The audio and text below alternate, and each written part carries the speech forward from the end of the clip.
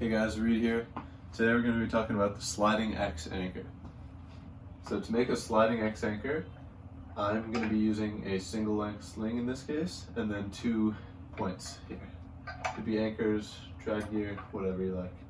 So to make it, basically you just put the sling between the 2 carabiners, and then twist one of the strands into an X.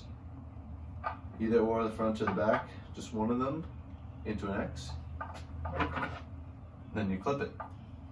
Now this could be a master point on its own, and it's self-equalizing as well as redundant, so if this were to fail, it's still going to hold there. The only disadvantage of this anchor is it is subject to shock loads.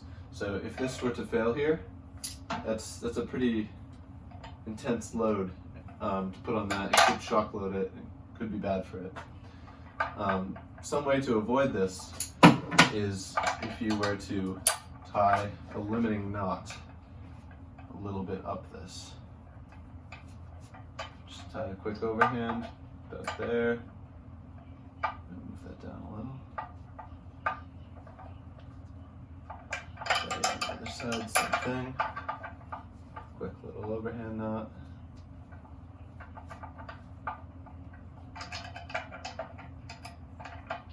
Same thing, we're going to just twist one. Let me move this up just a tad.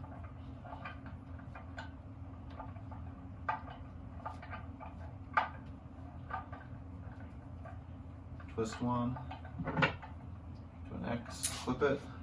That's self-equalized in this range right here. One of these is twisted actually, but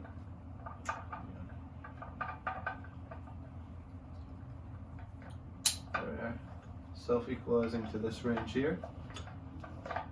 Now if one of these were to fail, it's still going to hold, but it limits the shock load by a lot because it's a much shorter distance that it would be loading from.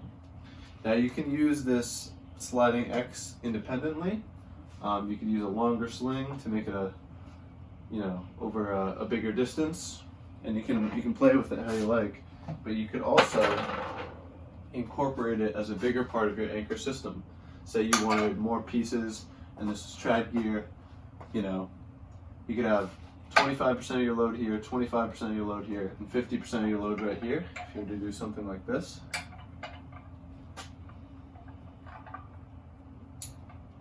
Now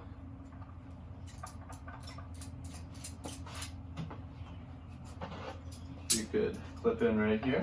This is just a double length sling. I tied 2 knots.